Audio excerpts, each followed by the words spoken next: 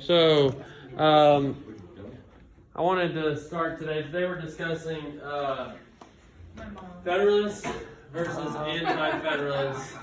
And so we've already discussed this briefly.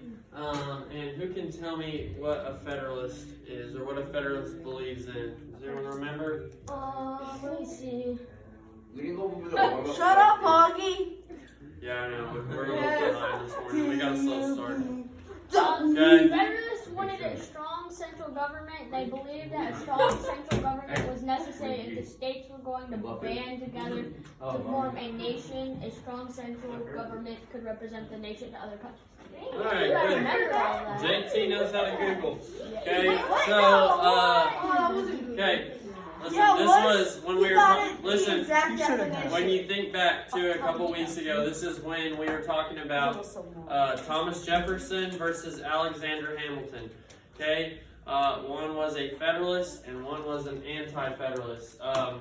Alexander Hamilton was the Federalist. Thomas Jefferson was the Anti-federalist, and what they believed in was Federalists like Alexander Hamilton. They want a strong central government, like a strong national government. And an anti-federalist wants what? A weak government where the states have most Good. power. So they want a weak national government, but a strong state government or local government. And yeah, Brayden. I just realized that if that actually happened, where it's like the country power is like low and the states have more power, that would really just be like back then. That would really just be 13 new countries. Okay, it'd be kind of like all the 13 colonies being their own country. I know it's gonna be. Again, so an anti-federalist is someone who wants strong state government. So there's a couple people that we're going to talk about today that are federalists or they're anti-federalists. One is a guy named George Mason. Okay, George Mason, he's the one that proposed a Bill of Rights to be added to the Constitution. Okay, George Mason is an anti-federalist. Okay, which means George Mason believes in what? He believes in a strong government or a strong state. Yeah. Okay, strong state government, right? So, remember if we refer back to the Articles of Confederation, again, the Articles of Confederation was intentionally made to be weak. Why was it intentionally made to be weak, Maya? So it was like a rough draft. Okay, it was a rough draft, good. What else, Austin? So pretty much they made it to get it. I think they made it to get a feel of if they had to have a strong or a weak government, which you had to have a pretty strong one, but they wanted to start off weak just to let the United States know that it's not gonna be like when they were in Britain or. Okay, you're on the right track. What were they afraid of? Like Too much power to the government. good. They're afraid of giving the government too much power because they thought that might look like what? British or. Yes, good. Just like under the King of England. Hey, shut our Chromebooks down. Okay, we're not using them yet. Okay, AJ. All right, so like Austin was saying, they were afraid of giving the national government too much power because it would be just like a monarchy. It'd be just like being under the king.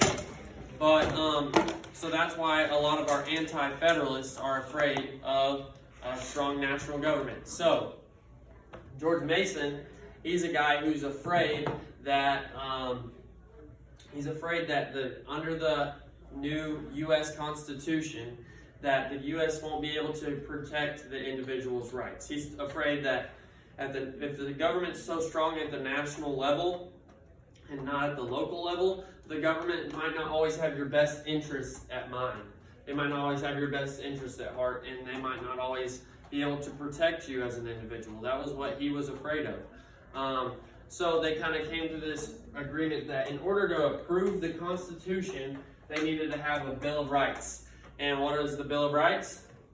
The 10 amendments that each American gets. Good. It's the 10 amendments, the first 10 amendments of the Constitution. And those amendments why, if George Mason is afraid that the U.S. Constitution isn't going to protect you as an individual, he said in order to kind of compromise, we need the Bill of Rights to guarantee everybody these things, right? The Bill of Rights, they guarantee you things. What does the First Amendment guarantee you? Freedom of speech, freedom of religion, freedom of press, of protest. Freedom of everything. No. Not everything. Okay. Freedom to shoot you. No.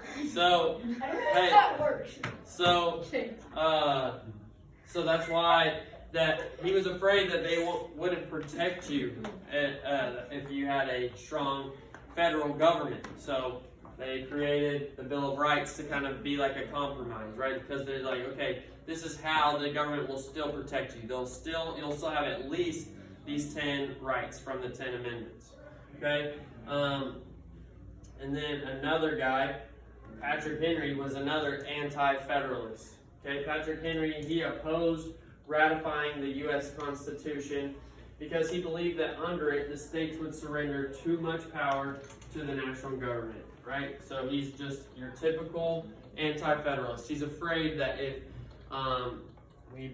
we sign the U.S. Constitution and the U.S. Constitution becomes the law, that it's going to give too much power to the national government and the states are going to be too weak. That's what Patrick Henry was afraid of.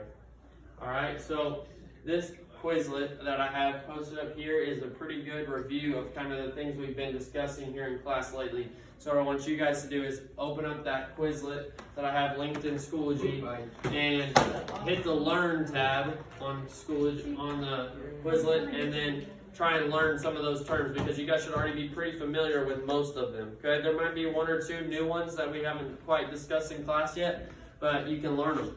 Okay.